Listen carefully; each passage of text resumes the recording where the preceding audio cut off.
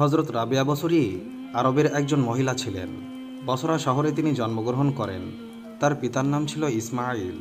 তার পিতা এতই গরিব ছিলেন যে যেই দিন তিনি ভূমিষ্ঠ হন সেই দিন তার ঘরে বাতি জ্বালানোর মতো তৈলটুকুও ছিল না। কিন্তু আল্লাহ পাকের কি মহিমা যে এই কন্যা এক বিশ্ববিখ্যাত ওলিয়া কামেল রমণী বলে উপাধি লাভ করেছিলেন। রাবিয়ার বাল্যকালে পিতামাতা তাকে এতিম করে চিরবিদায় হয়ে যায়। তখন থেকেই তিনি তার বড় তিন বোনের সাথে বসবাস করতেন। রাবেয়ার মাতা বিপদে পড়ে তার স্বামীকে বললেন, অমুক বাড়ি থেকে বাতি জ্বালানোর জন্য কিছু তৈল নিয়ে আসুন। তিনি পড়শির বাড়িতে গিয়ে দরজায় ডাকাডাকি করে ফিরে আসলেন, কারণ পড়শি দরজায় খুলেনি। এই দুঃখে চিন্তায় তিনি এসে ঘুমিয়ে পড়লেন। তখন স্বপ্ন দেখলেন যে হুজুর সাল্লাল্লাহু আলাইহি ওয়াসাল্লাম তাকে বলছেন, চিন্তা করো না, তোমার এই কন্যাই আল্লাহ পাকের এমন বুজুর্গ বান্দি হবে যে হাসরের দিন আমার ৭০,০০০ গুনাহগার উম্মত তার সুপারিশে নাজাত পেয়ে যাবে। রাবেয়ার পিতামাতা ইন্তেকালের পর বসরায় দুর্ভিক্ষ দেখা দেয়। তখন তার অন্যান্য বোনেরাও তার নিকট হতে দূরে সরে যায়। রাবেয়াকে একা অসহায় পেয়ে কয়েকটা দুষ্ট লোক এসে রাবেয়াকে নিয়ে এক ইহুদির নিকট বিক্রয় করে দেয়। সেই থেকে তিনি দাসরূপে জীবনযাপন কাটাইতে থাকেন। তিনি সারাদিন কাজ করতেন, তবুও ইহুদি নানা প্রকার জুলুম অত্যাচার নিষ্ঠুরভাবে মারধর করত। সবকিছু তিনি নীরবে সহ্য করতেন। একদিন রাবেয়া ইহুদির কাজে কোথাও যাচ্ছিলেন।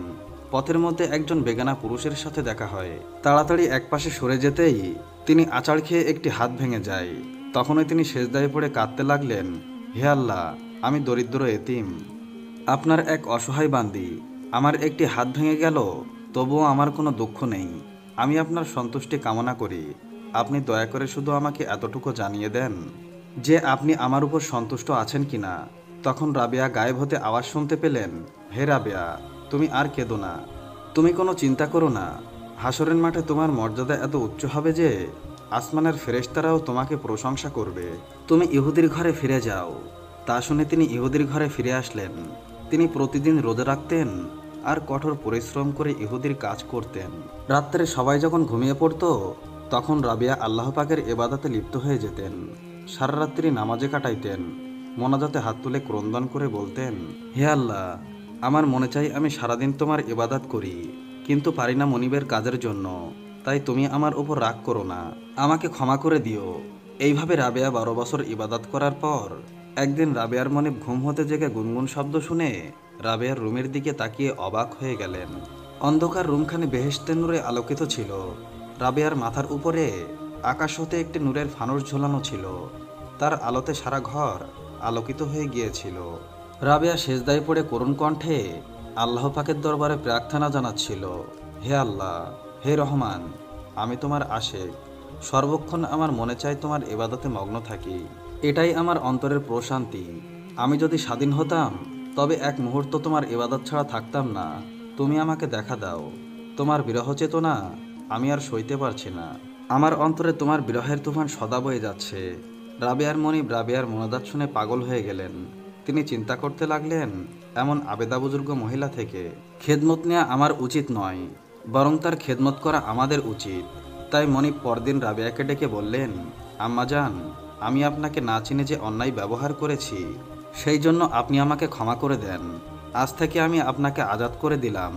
যদি আপনার মনে চায় তাহলে আমার ঘরে থাকতে পারেন। আমরা সকলে মিলে আপনার খেদমত করব। না হয় আপনি স্বাধীন। আপনার ইচ্ছা যেখানে যেতে চান আপনি সেখানেই যেতে পারেন। আমি আপনাকে কোনো বাধা দিব না। এই অনুমতি পেয়ে রাবেয়া বিদায় হয়ে গেলেন এবং আল্লাহর ইবাদতে মশগুল হয়ে গেলেন। রাবেয়া দিবারাত্রের মধ্যে ১০০০ রাকাত নামাজ পড়তেন। আল্লাহ শ্রেষ্ঠ ওলি বিখ্যাত সফি হাসান বসরি রাহিমাহুল্লাহের মজলিসে গিয়ে তার ওয়াজ নসিহত মনোযোগ দিয়ে শুনতেন। হাসান বসরি রাহিমাহুল্লাহ তাকে অত্যন্ত স্নেহের চোখে দেখতেন। প্রথম প্রথম রাবেয়া আল্লাহ পাকের প্রেম সঙ্গীত গাইতেন, কিন্তু পরে তওবা করে নির্জনে বসে আল্লাহ পাকের ইবাদতে মশগুল হয়ে গেলেন। ইবাদতের জন্য একটি স্থান নির্দিষ্ট করে ওইখানে দীর্ঘ ৪০ বছর পর্যন্ত ইবাদতে মশগুল ছিলেন। রাবেয়া ৪০ বছর যাবৎ বিছানায় পিঠ এবং মাথা বালিশে রাখেন নাই। একমাত্র আল্লাহ তাআলার ইবাদত করতেন। সারাদিন রোজা রাখতেন, সারা রাত্রি নামাজ পড়তেন। যখন ঘুমে তার চোখ জুড়িয়ে আসতো তখন তিনি চক্ষুকে তিরস্কার করে বলতেন, ওরে চক্ষু, যতদিন তুমি দুনিয়ার বুকে থাকো ততদিন তুমি নিদ্রার আশা করবে না। যখন কবরের মধ্যে শুয়ে পড়বে তখন কিয়ামত পর্যন্ত নিশ্চিন্ত মনে নিদ্রা দিও, তখন তোমাকে আর কেউ জাগাবে না। যখন রাবেয়া সূর্য উদয় হতে দেখতেন তখন বলতেন, ওরে মন, এই হয়তো তোমার জীবনের শেষ সূর্য। যখন আজানের শব্দ শুনতেন তখন কিয়ামতের দিনের ইসরাফিলের সিঙ্গার আওয়াজ মনে করতেন। আর যখন গরম পড়ত তখন হাসরের মাঠের সূর্যের কিরণের তামার জমিনের গরমের কথা মনে করতেন। যখন তিনি নামাজে দাঁড়াতেন তখন নামাজের দোষ ত্রুটিগুলি সংশোধন করতে ব্যস্ত হয়ে যেতেন। একদিন দুজন বড় আলেম রাবেয়ার সঙ্গে দেখা করতে আসেন। তারা দুজনেই ক্ষুধার্ত ছিলেন। তারা বলাবলি করছিলেন, তিনি যদি আমাদেরকে কিছু খেতে দিতেন তাহলে খুব ভালো হতো। তখন রাবেয়া তাদের সামনে দুটি রুটি এনে দিলেন। তখন একজন ভিক্ষুক এসে কিছু খাবার চাইলে রাবেয়া তাদের সামনে থেকে নিয়ে রুটি দুটি ভিক্ষুককে দিয়ে দিলেন। কিছুক্ষণ পরে একজন দাসী কতগুলি গরম রুটি নিয়ে এলেন আর বললেন, আমার মনিব এগুলো আপনার জন্য পাঠিয়েছেন। রাবেয়া রুটিগুলি গুনে দেখলেন 18টি। তা দেখে তিনি বললেন, আমার জন্য এগুলো পাঠাননি, এগুলো তুমি নিয়ে যাও। দাসী দুটি রুটি নিজের জন্য উঠিয়ে রেখেছিলেন। তাই দাসী চলে গিয়ে ওই রুটি দুটি আটা রুটির সাথে মিলিয়ে আবার নিয়ে এলো। রাবেয়া আবার রুটিগুলো গুনে দেখলেন 20টি হয়েছে। তিনি বললেন, হ্যাঁ, এগুলো আমার জন্যই পাঠানো হয়েছে। তিনি রুটিগুলো নিয়ে তার মেহমানদেরকে আহার করতে দিলেন। তারা আহার করলেন এবং রাবেয়াকে বললেন, এগুলোর রহস্য কি? রাবেয়া বললেন, যখন আপনারা আমার ঘরে এলেন তখনই আমি বুঝতে পেরেছিলাম আপনারা ক্ষুধার্ত। তখন আমার ঘরে দুটি রুটি ছিল, আমি তা আপনাদের সামনে পেশ করলাম। যখন ভিক্ষুক এলো তখন আমি মনে মনে ভাবলাম, দুজন মানবীয় ব্যক্তির সামনে দুটি রুটি কি করে দিলাম, তার চেয়ে আগে রুটি দুটি ভিক্ষুককে দিয়ে দেই। কেননা আল্লাহ পাক ওয়াদা করেছেন একের বদলে 10 দিবেন। তারপর যখন দাসীটি রুটি নিয়ে এলো আমি গুনে দেখলাম 18টি। তখন আমি বুঝলাম এগুলো আমার জন্য নয়। পরে যখন আবার রুটি নিয়ে এলো তখন আমি গুনে দেখলাম 20টি। তখন আমি গ্রহণ করলাম আর আপনাদেরকে আহার করতে দিলাম। একদিন রাবেয়া হজ করার উদ্দেশ্যে একটি দুর্বল গাধার পিঠে তার মালপত্র নিয়ে আরোহণ করলেন। অনেক দূরে গিয়ে এক জঙ্গলে পৌঁছে গাধাটি মারা গেল। লোকেরা তার মালপত্র পৌঁছে দিতে চাইলে তিনি বললেন, তোমরা তোমাদের কাজে চলে যাও, আমি কারো সাহায্য চাই না। তাই সবাই চলে গেল। রাবেয়া একাকিনী হয়ে আসমানের দিকে মুখ তুলে ডাক দিলেন, হে আল্লাহ, আপনি একজন অক্ষম অবলা নারীর সঙ্গে কেমন ব্যবহার করলেন। আমাকে নিজের ঘরের দিকে ডেকে গাধাটিকে মেরে আমাকে নির্জন বনে একা করে দিলেন। রাবেয়ার মোনাজাত শেষ না হতেই গাধাটি জীবিত হয়ে দাঁড়িয়ে গেল। রাবেয়া আবার গাধার পিঠে আরোহণ করে মক্কা শরীফের দিকে গিয়ে কেঁদে কেঁদে বলতে লাগলেন, হে আল্লাহ, আমার শরীর তো মাটির, কাবা শরীফ তো একটি পাথরের ঘর, আমি ঘর দিয়ে কি করব? আমি একমাত্র তোমাকেই পেতে চাই, তোমাকে দেখতে চাই। তখন আওয়াজ আসলো, হে রাবেয়া, তুমি কি জানো না যে মুসা আলাইহিসসালাম আমাকে দেখার জন্য আবদার করেছিল? আমি আমার সামান্য নূরের কণা মাত্র পাহাড়ের উপর ছেড়ে দিয়েছিলাম। তার ওই তীব্র ঝলকে তুর পাহাড় জ্বলে ভস্ম হয়ে গিয়েছিল। আসলে যারা আল্লাহ পাকের প্রেমের মধ্যে ডুবে আছেন তারা এক মুহূর্তে যে শান্তি পাইতেন সেই শান্তি দুনিয়ার সমস্ত নিয়ামতের মধ্যেও নেই। রাবেয়া তৃতীয়বার হজের উদ্দেশ্যে অরণ্যপথে যাত্রা করলেন। এইবার রাবেয়া গড়িয়ে গড়িয়ে 7 বছরে আরাফাত ময়দানে গিয়ে কাঁদতে লাগলেন, হে আল্লাহ, আপনার বিরহের আগুনে আমি জ্বলে যাচ্ছি, আপনার বিরহের জ্বালা আমি আর সইতে পারছি না, আপনি আমাকে দেখা দিন। আওয়াজ আসলো, হে আমার দর্শন প্রার্থিনী, এটা কেমন দর্শন কামনায় তোমাকে পেয়ে বসেছে? তুমি যদি একান্তই আমার দর্শন কামিনী হয়ে থাকো তবে দরখাস্ত করো, আমি নূরের ঝলক প্রকাশ করব, তখন তুমি জ্বলে ভস্ম হয়ে যাবে। তখন রাবেয়া বললেন, হে প্রভু, আপনার নূরের ঝলক সহ্য করার মতন শক্তি আমার নেই। আওয়াজ আসলো, রাবেয়া, তুমি উপরের দিকে দৃষ্টি করে দেখো। রাবেয়া উপরের দিকে তাকিয়ে দেখলেন যে রক্তের সমুদ্র উপরের দিকে ঝুলতেছে। গায়েব থেকে আওয়াজ আসলো, এইসব রক্ত আমার আশেকদের চোখ থেকে আমার জন্য বের হয়েছে। তবু তারা আমাকে দেখতে পায় নাই, তবুও তারা সাহস এবং ধৈর্য হারায় নাই। তারা চেষ্টারত থেকে দুনিয়া থেকে বিদায় নিয়েছে। আজ এই জগতে তাদের কোনো নামচিহ্ন নেই, কিন্তু হাসরের মাঠে তারা পূর্ণিমার চাঁদের মতো হয়ে এক একজন দেখা দিবে। তখন রাবেয়া অস্থির হয়ে বললেন, ওগো পরওয়ারদিগার, আপনাকে দেখার যোগ্যতা আমার নেই। একদিন হাসান বসরি রাহিমাহুল্লাহ একটি পর্বতের উপর আরোহণ করে দেখলেন পাহাড়ে হরিণ, গাধা আর নানা রকম পশু পাখিরা এসে রাবেয়ার চারপাশে ঘিরে রাবেয়াকে দেখছে। হাসান বসরিকে দেখা মাত্র পশু পাখিরা সব পালিয়ে গেল। আর একদিন রাবেয়া হাসান বসরির ঘরে গিয়ে দেখলেন হাসান বসরি রাহিমাহুল্লাহ তার ইবাদতখানায় বসে এত ক্রন্দন করছেন যে তার গাল বেয়ে চোখের পানি পড়ছে। রাবেয়া বললেন, ওস্তাদজি, এই ক্রন্দন দুনিয়ার কিছু পাওয়ার আশায় যেন না হয়, তা যেন শুধু আল্লাহ পাকের মহাব্বাতে হয়। আর একদিন হাসান বসরি রাহিমাহুল্লাহ দেখলেন রাবেয়া ফুরাত নদীর তীরে বসে আছেন। এমন সময় হাসান বসরি রাহিমাহুল্লাহ নিজের জায়নামাজ নদীর মধ্যে পানির উপরে বিছিয়ে নামাজ পড়তে লাগলেন। এটা দেখে রাবেয়াও তার নিজের জায়নামাজ বাতাসে উড়িয়ে দিয়ে নিজে উড়ে গিয়ে তার উপরে নামাজ পড়তে বসে গেলেন আর বললেন, ওস্তাদজি, আপনি যা করলেন তা একজন মাসিও করতে পারে, আর আমি যা করলাম তা একটা মাসিও করতে পারে। আল্লাহর অলিগণের সকল কাজ হলো আল্লাহ তালাকে রাজি খুশি করার জন্য ব্যস্ত থাকা। আর একদিন হাসান বসরি রাহিমাহুল্লাহ কয়েকজন বন্ধুসহ রাবেয়ার সঙ্গে সাক্ষাৎ করতে গেলেন। তখন তার ঘরে কোনো প্রদীপ ছিল না। তিনি মেহমানদের আগমন বুঝতে পেরে নিজের হাতের আঙ্গুলের অগ্রভাগে ফুঁক দিলেন। অমনি তা বাতিরিনায় জ্বলে উঠল। সারা ঘর দিনের মতো আলোকিত হয়ে গেল। প্রভাত পর্যন্ত তার আঙ্গুলগুলি প্রদীপের মতো আলো দিতে থাকে। রাবেয়া হাসান বসরি রাহিমাহুল্লাহকে বললেন, মোমবাতির ন্যায় নিজের আলোক জগৎকে আলোকিত করুন, নিজেকে আল্লাহর প্রেমের আগুনে জ্বালাতে থাকুন। এবাদাত করতে করতে সূচের মতো চিকন হয়ে যান। হজরত রাবেয়ার দিনরাত মিলে 1000 রাকাত নামাজ পড়তেন। রাত্রে তিনি তার ঘরের ছাদের উপরে চলে যেতেন এবং প্রার্থনা করতেন, হে আমার প্রভু, তারাগুলো দীপ্তমান হয়ে জ্বলছে, লোকদের আঁখিগুলো নিদ্রায় অন্ধ হয়ে আছে, রাজাগণ তাদের দ্বারগুলো বন্ধ করে দিয়েছে, প্রেমিকগণ তাদের প্রেমিকাকে নিয়ে প্রেমের আলাপ করছে, আর এখানে আমি একাকী রয়েছি তোমার সঙ্গে। এরপর তিনি এবাদত শুরু করতেন। তিনি যখন দেখতেন রাত্রি দূর হতে চলেছে, তখন তিনি প্রার্থনা করতেন, হে আল্লাহ, রাত্রি শেষ হয়ে গেল, আমার জানার কতই না স্বাদ যে তুমি আমার প্রার্থনা গ্রহণ করলে কিনা। তুমি আমাকে জীবনদান করেছ, আমার প্রতি খেয়াল রেখেছ। তুমি যদি আমাকে তোমার দরজা থেকে বিতাড়িত করো, তবুও আমি তোমার প্রতি আমার অন্তরের ভালোবাসার টানে তোমাকে ত্যাগ করে যাব না। হে আমার আনন্দ, আমার বন্ধু, আমার আশ্রয়দাতা, আমার পালনকর্তা, তুমি আমার প্রাণ। তোমাকে পাওয়ার বাসনাই আমাকে জীবিত রেখেছে। কতই না দান তোমার পেয়েছি, তোমার ভালোবাসায় আমার কামনা। তুমি আমার পরম সুখ, তুমি ছাড়া আমার আর কেউ নেই। তুমি যে মরুভূমিতে ফুল ফোটাও, তুমি যদি আমার উপর সন্তুষ্ট থাকো, তাহলে আমার সুখ পরিপূর্ণ হয়েছে। ওগো আল্লাহ, তুমি কি সেই হৃদয়কে জাহান্নামে জ্বালাবে যে হৃদয় তোমাকে ভালোবাসে? তখন অদৃশ্য কণ্ঠে আওয়াজ এলো, আমি তা কখনো করব না। তুমি আমার সম্বন্ধে মন্দ ধারণা করবে না। একদিন হাসান বসরি রাহিমাহুল্লাহকে বললেন, এখন আপনার বিবাহ বন্ধনে আবদ্ধ হওয়া উচিত।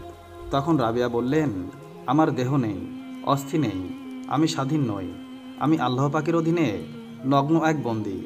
আমার বিবাহের আলোচনা তার সঙ্গেই করা উচিত। তখন হাসান বসরি রাহিমাহুল্লাহ বললেন, রাবিয়া, তুমি এমন উচ্চ স্থানে কেমন করে উঠলে? তিনি বললেন, আমি সমগ্র জগতের আরামকে আল্লাহ পাকের জন্য বিলীন করে দিয়েছি। তখন হাসান বসরি রাহিমাহুল্লাহ বললেন, তুমি আল্লাহ পাককে কেমন করে চিনলে? তিনি বললেন, আল্লাহ তাআলা আমার অন্তরকে উদাই করে দিয়েছেন, কারণ আমি জীবিকা অর্জনের জন্য কয়েক আটি সুতা বিক্রয় করে 2 দিরহাম মূল্য পেয়ে 1 দিরহাম ডান হাতে আর 1 দিরহাম বাম হাতে গ্রহণ করেছি, এই ভয়ে যে 2টি দিরহাম এক হাতে নিলে বেশি দেখে লোভ হতে পারে, আমাকে সুপথ ছাড়িয়ে বিপদে নিয়ে যেতে পারে। এটাই আমার আল্লাহ পাকের পাওয়ার পথ। হজরত রাবিয়া বললেন, একদিন আমি হুজুর সাল্লাল্লাহু আলাইহি ওয়াসাল্লামকে স্বপ্ন দেখলাম। তিনি আমাকে জিজ্ঞাসা করলেন, রাবিয়া, তুমি কি আমাকে ভালোবাসো? আমি বললাম, এমন কোনো মুসলমান আছে কি যে আপনাকে ভালোবাসে না? কিন্তু আল্লাহ পাকের মহাব্বত আমার অন্তরে এমনভাবে জড়িয়ে গিয়েছে যে সেখানে অন্য কাহারও ভালোবাসার স্থান পায় না। হজরত রাবিয়া বললেন, আল্লাহ পাকের মহাব্বত 18,000 আলেমদের সামনে দিয়ে ঘুরতে থাকে, যার ইচ্ছা এক চুমুক পান করে, আর কোটি কোটি মানুষ উহার দিকে ফিরেও চায় না। তখন আল্লাহর জিনিস আল্লাহর সাথে মিলিত হয়ে যায়।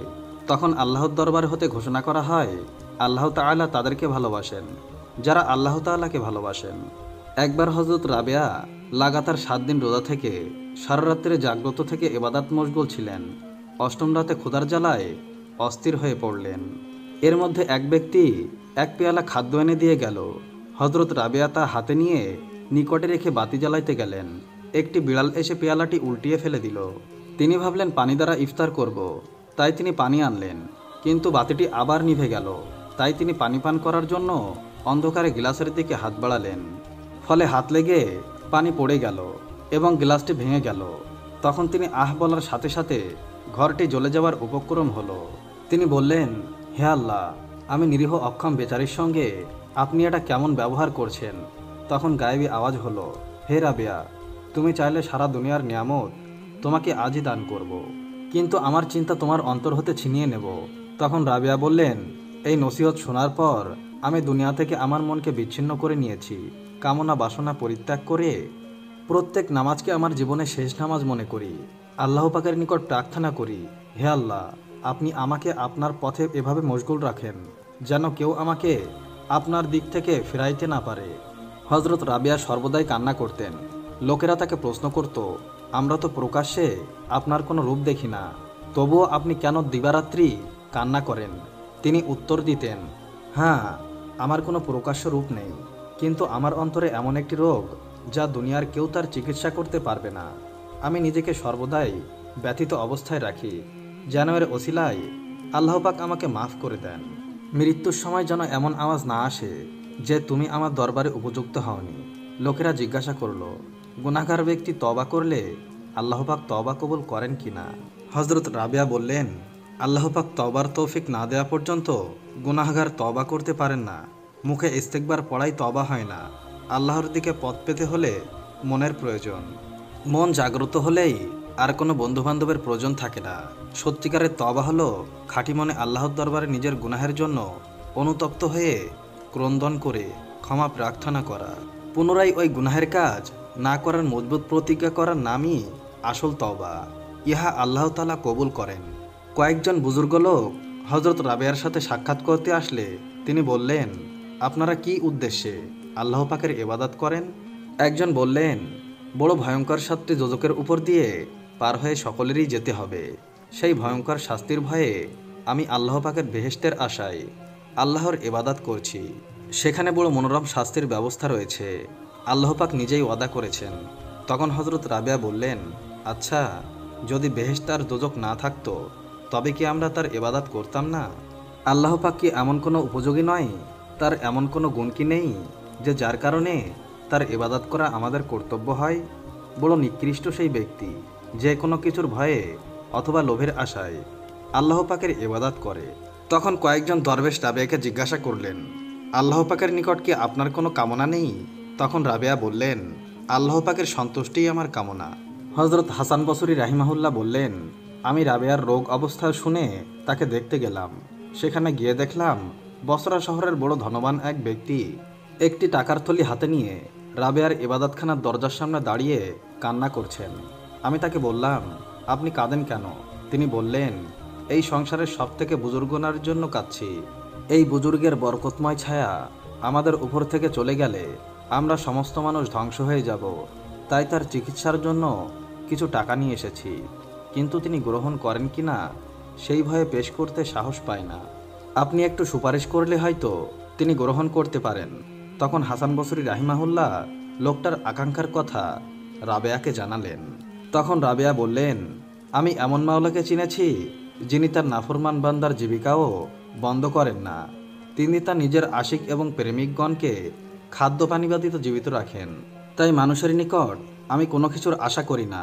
যার টাকা পয়সা হালাল কি হারাম সেই সম্বন্ধে আমার কিছুই জানা নেই। তার টাকা পয়সা আমি কেমন করে গ্রহণ করি? একদিন হজরত রাবেয়া এক হাতে আগুন আর এক হাতে পানি নিয়ে উত্তেজিত হয়ে দৌড়াতে লাগলেন। লোকেরা জিজ্ঞাসা করল, ব্যাপার কি? আপনি এসব নিয়ে কোথায় যাচ্ছেন? তিনি বললেন, পানি দ্বারা দোজখের আগুন নিভিয়ে দিতে আর আগুন দ্বারা বেহেশত পুড়িয়ে ফেলতে যাচ্ছি। যারা বেহেশতের লোভে আল্লাহর ইবাদত করে তারা যেন বেহেশতে না পায়। ইবাদত যেন শুধু আল্লাহ পাকের সন্তুষ্টির জন্যই হয়। কয়েকজন লোক রাবেয়াকে বললেন, আল্লাহ পাক পুরুষ ব্যতীত কোনো নারীকে পয়গম্বর বানাননি। আপনি কোন মর্যাদায় গর্বে গর্বিত? হজরত রাবেয়া বললেন, ফেরাউন নমরুদ বলেছে, আমি তোমাদের খোদা। পুরুষ জাতি ছাড়া কোনো নারী এমন জঘন্য নাফরমান উক্তি করেননি। আর হুজুর পাক সাল্লাল্লাহু আলাইহি ওয়াসাল্লাম বলেছেন, একজন নেককার মেয়ে লোকের নেকি ৭০,০০০ পুরুষ আউলিয়ার নেকির সমতুল্য। হজরত রাবেয়ার ইন্তেকালের সময় হলে তার শিহরে যেসব বুজুর্গ লোক বসা ছিলেন তিনি তাদেরকে বললেন, আপনারা এখান থেকে উঠে চলে যান। এখানে আল্লাহ পাকের প্রেরিত ফেরেশতাগণ এবং পবিত্র আত্মাসমূহ আসতেছে, তাদের জন্য জায়গা খালি করে দিন। তা শুনে সকলে বাইরে চলে গিয়ে দরজা বন্ধ করে দিলেন। তখন ভেতর হতে একটি আওয়াজ আসলো, ইয়া আইয়াতুহান নাফসুল মুতমাইন্না ইরজিই ইলা রব্বিকি রাদিয়াতাম মারদিয়া। হে প্রশান্ত আত্মা, আপন রবের দিকে চলো, এমন অবস্থায় যে তুমিও তার প্রতি সন্তুষ্ট এবং তিনিও তোমার প্রতি সন্তুষ্ট। অতঃপর আর কোনো আওয়াজ না আসলে ওই বুজুর্গ লোকেরা ভিতরে প্রবেশ করে দেখলেন হজরত রাবেয়া ইহকাল ত্যাগ করে মাওলার নিকট চলে গিয়েছেন। ইন্না লিল্লাহি ওয়া ইন্না ইলাইহি রাজিউন। রাসূলের প্রিয় সাহাবীকে কী কারণে মৃত্যুদণ্ড দিয়েছিলেন হজরত উমর? পিতাকে হত্যার অপরাধে তার দুই পুত্র এক যুবককে টেনে হিঁচড়ে খলিফা ওমর রাদিয়াল্লাহু তাআলা আনহুর দরবারে এসে হাজির হলো। তারা বলল, এই ব্যক্তি আমাদের পিতাকে হত্যা করেছে, আমরা এর সঠিক বিচার চাই। খলিফা ওমর রাদিয়াল্লাহু তাআলা আনহু ওই যুবকের কাছে তার বিরুদ্ধে আনা হত্যার অভিযোগের ব্যাপারে জানতে চাইলে যুবক বলল, অতি ক্লান্তি অনুভব করার কারণে আমি একটি খেজুর গাছের নিচে বসে বিশ্রাম করতে গিয়ে ঘুমিয়ে পড়ি। উঠে দেখি আমার উট আমার পাশে নেই। খুঁজতে গিয়ে যখন সামনের দিকে আগাই তখন তার মৃতদেহ পাই, যাকে ওনাদের বাবা বাগানে প্রবেশের জন্য পাথরের আঘাত করে মেরে ফেলেছে। এই বিষয়ে আমি যখন তার সাথে কথা বলতে যাই তখন অনেক কথা কাটাকাটি হয়েছিল এবং বাকবিতণ্ডার এক পর্যায়ে আমি তাকে পাথর দিয়ে আঘাত করে ফেলি, যার ফলে তিনি মারা যান, যা ছিল সম্পূর্ণ অনাকাঙ্ক্ষিত একটি ঘটনা। এর জন্য আমি ক্ষমা চাইছি। বাদীরা বলল, আমরা তার মৃত্যুদণ্ড চাই। হজরত ওমর রাদিয়াল্লাহু তাআলা আনহু বললেন, উটের বদলে তুমি একটা উট নিলেই তো হতো, কিন্তু তুমি বৃদ্ধকে হত্যা করেছ, হত্যার বদলে হত্যা। এখন তোমাকে মৃত্যুদণ্ড দেয়া হবে। তোমার কোনো শেষ ইচ্ছা থাকলে বলতে পারো। লোকটি বলল, আমার কাছে কিছু ঋণ এবং আমানত আছে। আমাকে যদি কিছুদিন সময় দিতেন তাহলে আমি বাড়ি গিয়ে সেই ঋণ এবং আমানত পরিশোধ করে আসতাম। খলিফা ওমর রাদিয়াল্লাহু তাআলা আনহু বললেন, তোমাকে তো একা ছাড়তে পারি না। তুমি যদি তোমার তরফ থেকে কোনো জামিনদার রেখে যাও তবে কিছু সময়ের জন্য তোমাকে মুক্তি দিতে পারি। যুবক তখন দুঃখিত হয়ে বলল, এখানে সবাই আমার অপরিচিত, না কেউ আমাকে চেনে না আর আমিও কাউকে চিনি না, সুতরাং আমার জামিনদার হবার মতো কেউই নেই। তখন হজরত আবু যর গিফারি সবার মধ্য থেকে বললেন, হুজুর, আপনার যদি অনুমতি থাকে তবে আমি হতে চাই যুবকের জামিনদার। তার এই কথায় সভার সবাই অবাক হয়ে গিয়েছে, কারণ তিনি ওই যুবককে চিনতেন না, জানতেনও না, কিন্তু তারপরেও তিনি জামিনদার হতে রাজি হয়েছেন। খলিফা বললেন, আগামী জুম্মাবার পর্যন্ত যুবককে মুক্তি দেয়া হলো। জুম্মার আগে যুবক যদি মদিনায় না আসে তার পরিবর্তে আবু যরকে মৃত্যুদণ্ড দেয়া হবে। জামিন পেয়ে নওজোয়ান ছুটে চলল মাইলের পর মাইল দূরে তার বাড়ির দিকে, আর আবু যর গেলেন তার বাড়ির দিকে। এদিকে দেখতে দেখতে জুম্মাবার চলে এসেছে। নওজোয়ানের কোনো খোঁজ খবর নেই। হজরত ওমর রাদিয়াল্লাহু তাআলা আনহু রাষ্ট্রীয় পত্র বাহক পাঠিয়ে দিল হজরত আবু যর গিফারি রাদিয়াল্লাহু তাআলা আনহুয়ের কাছে। সেই পত্রে লেখা ছিল, আজ বাদ জুম্মা, সেই যুবক যদি না আসে তবে আইন মোতাবেক আবু যর গিফারি রাদিয়াল্লাহু তাআলা আনহুয়ের মৃত্যুদণ্ড কার্যকর করা হবে। আবু যর যেন জুম্মার প্রস্তুতি নিয়ে মসজিদে নববীতে সঠিক সময়ে হাজির হয়। খবর শুনে পুরো মদিনায় থমথমে অবস্থা। একজন নিষ্পাপ সাহাবী আবু যর গিফারি রাদিয়াল্লাহু তাআলা আনহু এর আজ বিনা দোষে মৃত্যুদণ্ডে দণ্ডিত হবে।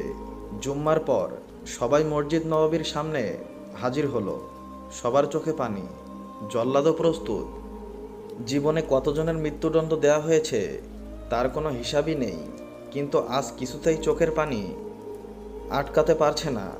আবু যরের মতো একজন ভালো সাহাবী আজকে বিনা দোষে মৃত্যুদণ্ডে দণ্ডিত হচ্ছে, এটা কেউই মেনে নিতে পারছেন না। এমনকি মৃত্যুদণ্ডের আদেশ প্রদানকারী ও খলিফা ওমর রাদিয়াল্লাহু তাআলা আনহু অনবরত কাঁদছেন। তবুও আইন যেন বলতে না পারে। এক মুসলমান বিপদে পড়েছিল, কিন্তু অন্য মুসলমান তাকে সাহায্য করতে আসেনি।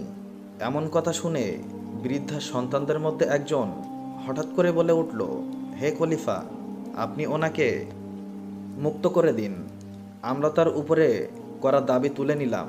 হজরত ওমর রাদিয়াল্লাহু তাআলা আনহু বললেন, কেন?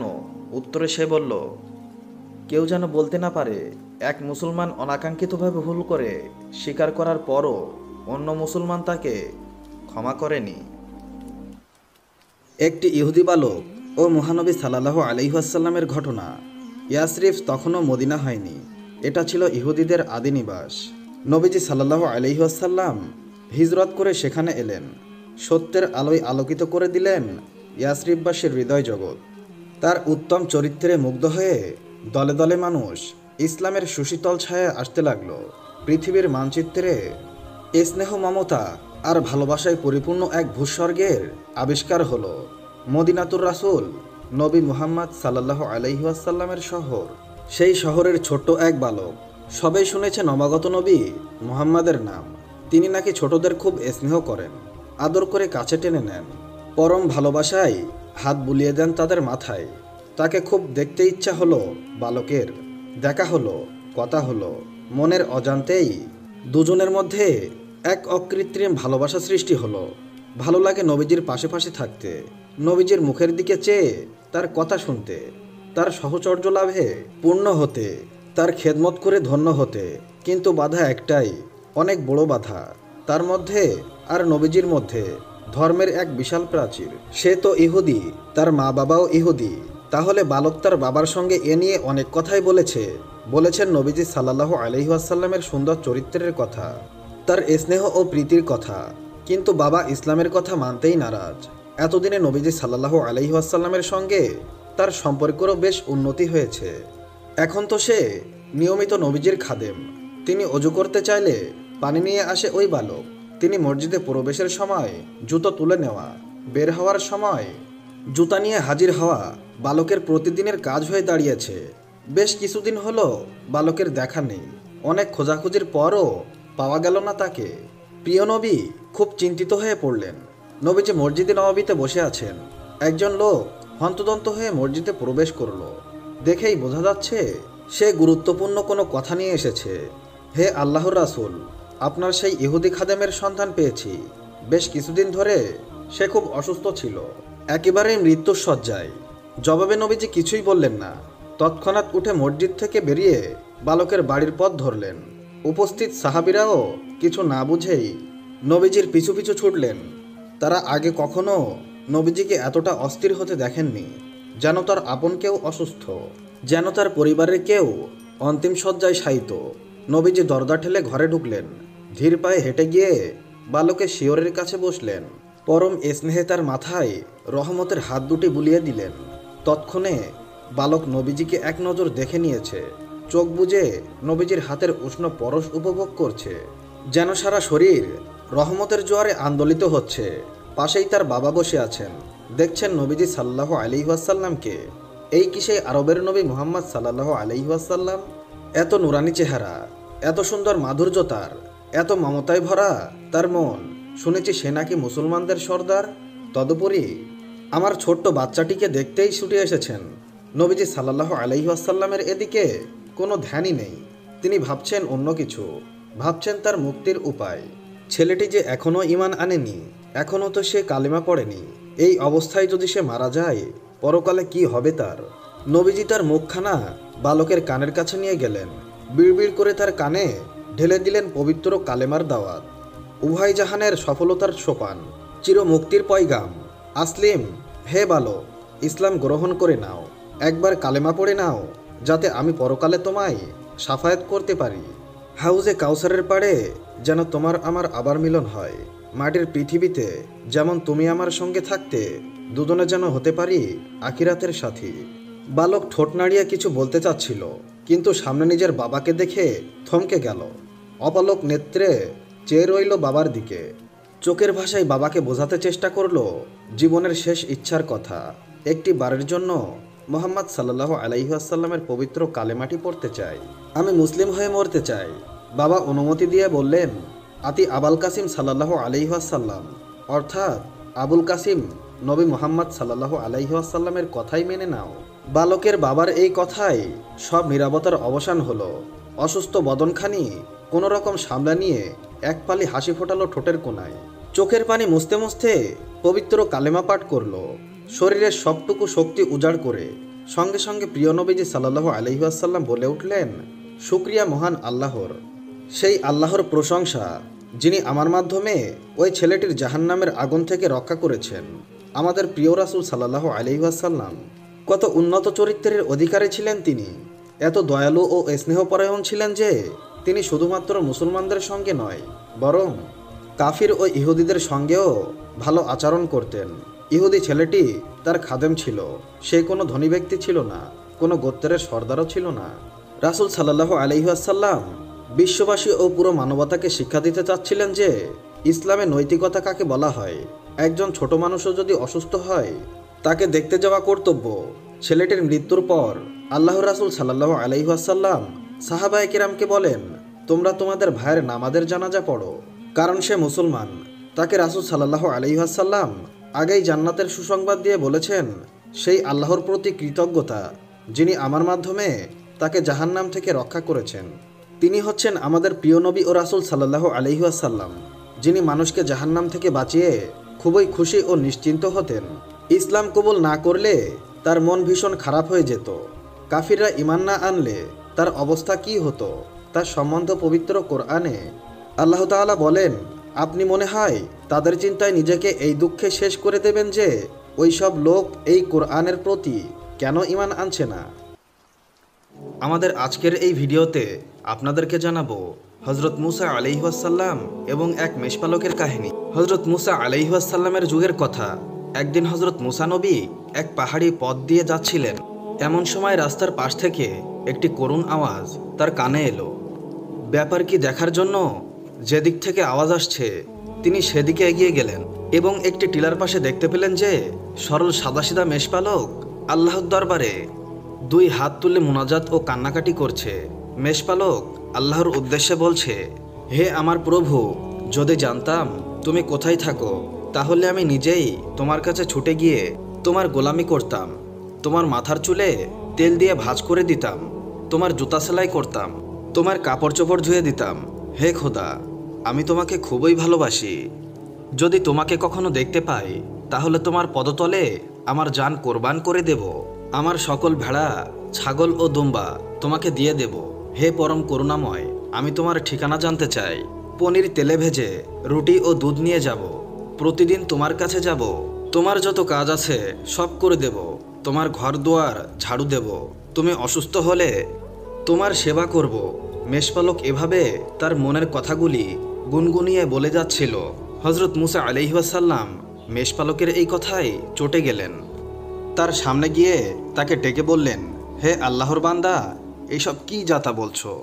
এসব কথা কুফরি কালাম, এসব কথা বলা গুনাহের কাজ, এসব খারাপ কথা, তোমাকে তওবা করতে হবে। আর কখনো এইসব কথা মুখে আনবে না। শীঘ্রই কথা থামাও, মুখ বন্ধ করো। মেষপালক বলল, তুমি কে? আমার এখানে এসে নাক গলাচ্ছ কেন? আমি তো কোনো খারাপ কথা বলছি না, আমি মুনাজাতে মশগুল, নিজের প্রভুর ইবাদত করছি। আমি খোদাপরস্থ, খোদা পূজারী। তবে তুমি কি খোদাপরস্থ নও?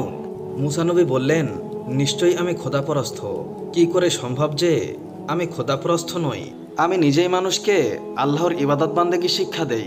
আমি বলছি না যে তুমি আল্লাহর ইবাদত করো না, কিন্তু আমরা যে খোদার উপাসনা করি তার ঘর নেই, জায়গা নেই, শরীর নেই, কাপড় চোপড় নেই, হাত পা নেই, মাথা নেই, পেট নেই, খাদ্যের প্রয়োজন নেই। তিনি অক্ষম এবং অভাবী নন। তুমি যে সমস্ত কথা বলছো, যে কেউ এই কথা বললে সে কাফের হয়ে যাবে, সে ধর্ম থেকে খারেজ হয়ে যাবে। আল্লাহর তো কোনো কিছুতেই অভাব ও চাহিদা নেই। মেষপালক রাখাল এই কথা শুনে খুবই লজ্জা পেয়ে গেল। সে লজ্জিত হয়ে বলল, তবে সেই খোদা যার তরে আমি আমার জীবন বিলিয়ে দিতে চাই, সে কেমন মানুষ যে তার কিছুই নেই, আবার কোনো কিছুর প্রয়োজনও নেই?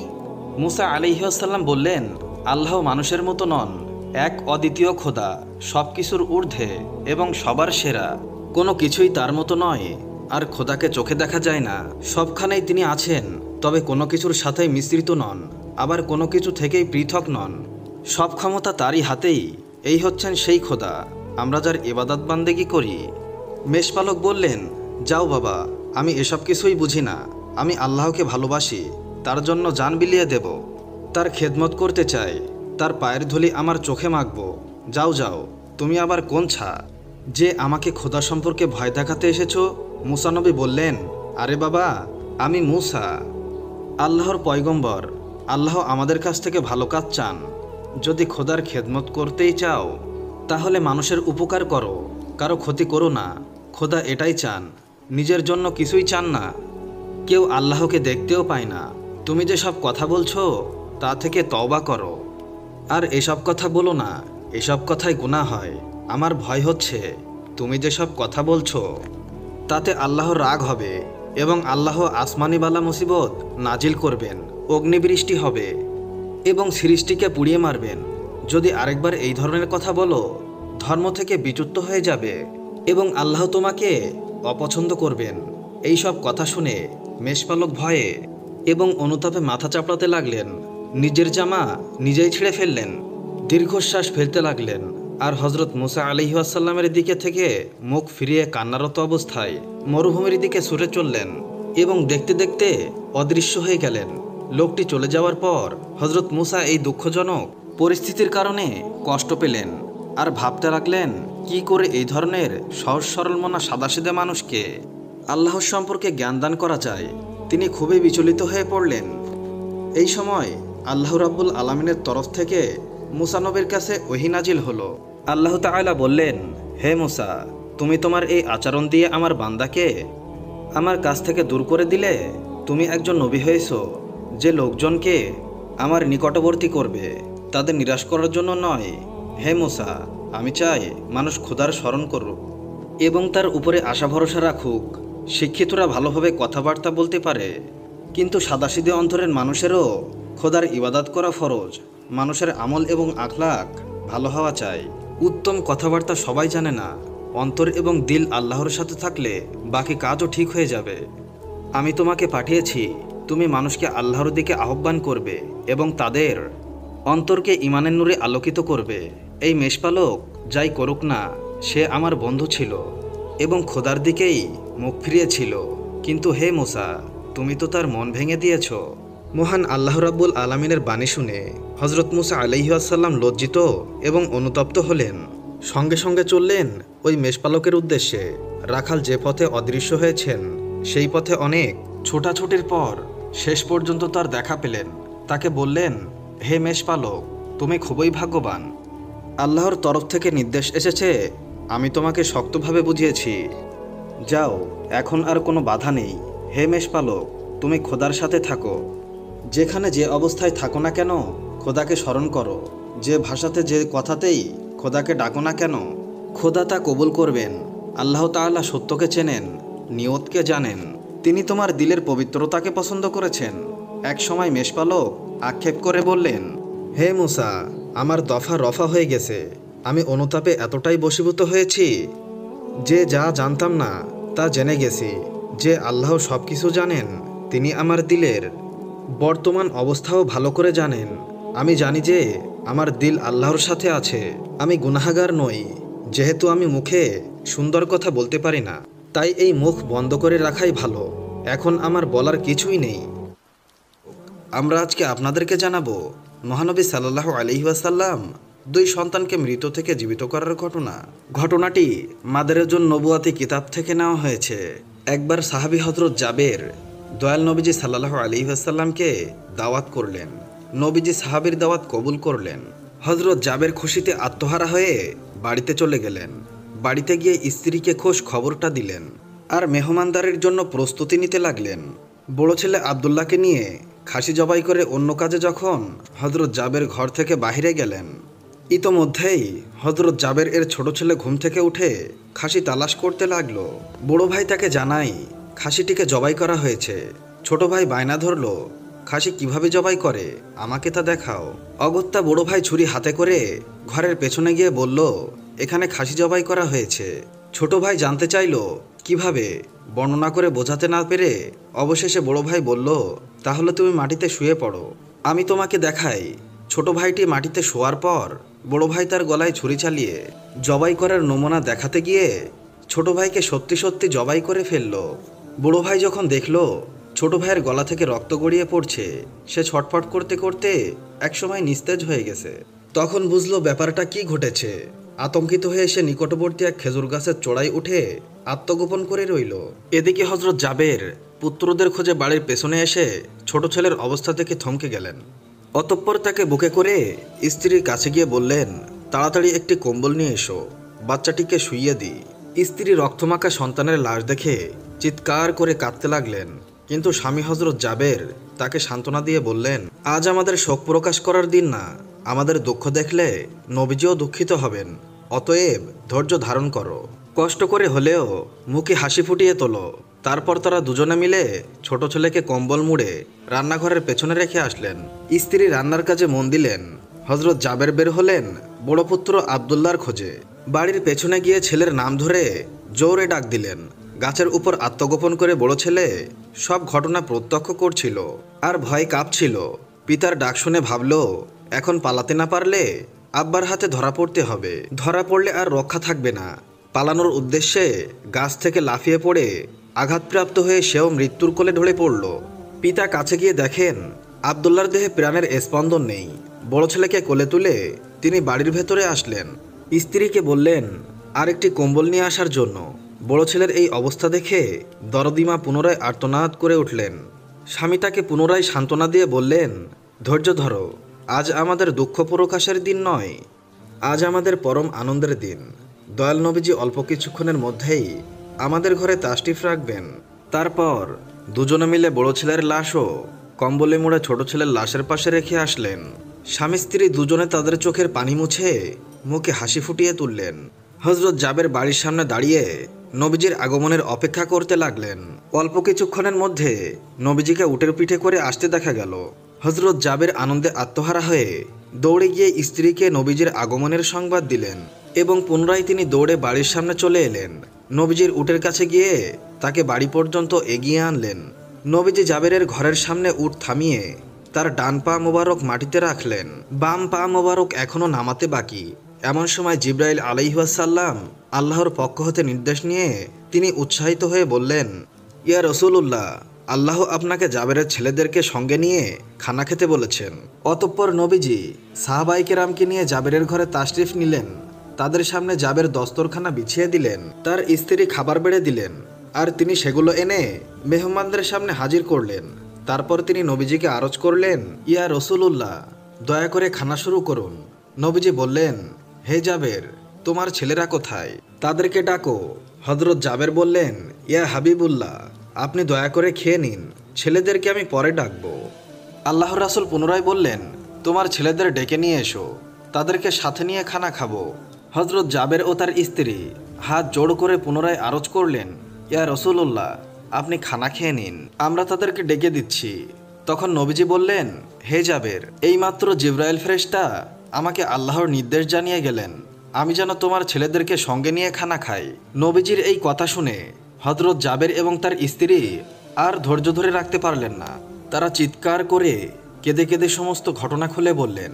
তখন নবীজি হযরত জাবেরকে বললেন, তোমার ছেলেদের কাছে গিয়ে বলো আল্লাহর নবী তাদেরকে ডাকছেন। হযরত জাবের নবীজির নির্দেশ মোতাবেক ছেলেদের লাশের সামনে গিয়ে তা বললেন। সঙ্গে সঙ্গে তারা দুইজন আল্লাহু আকবার বলে উঠে নবীজির কাছে তারা দৌড়ে চলে গেল। অতঃপর নবীজি সাল্লাল্লাহু আলাইহি ওয়াসাল্লাম আল্লাহর নির্দেশ মোতাবেক হযরত জাবেরের দুই সন্তানকে নিয়ে খানা খেলেন। সুবহানাল্লাহ। সুপ্রিয় দর্শক, এই ছিল আমাদের আজকের ভিডিও। আমাদের এই ভিডিও ভালো লেগে থাকলে অবশ্যই একটি লাইক দিন এবং আপনার প্রিয়জনদের মাঝে শেয়ার করুন। নিয়মিত আমাদের ভিডিও পেতে এখনই আমাদের চ্যানেলটি সাবস্ক্রাইব করে রাখুন। এখনকার মতো বিদায় নিচ্ছি। আল্লাহ হাফেজ।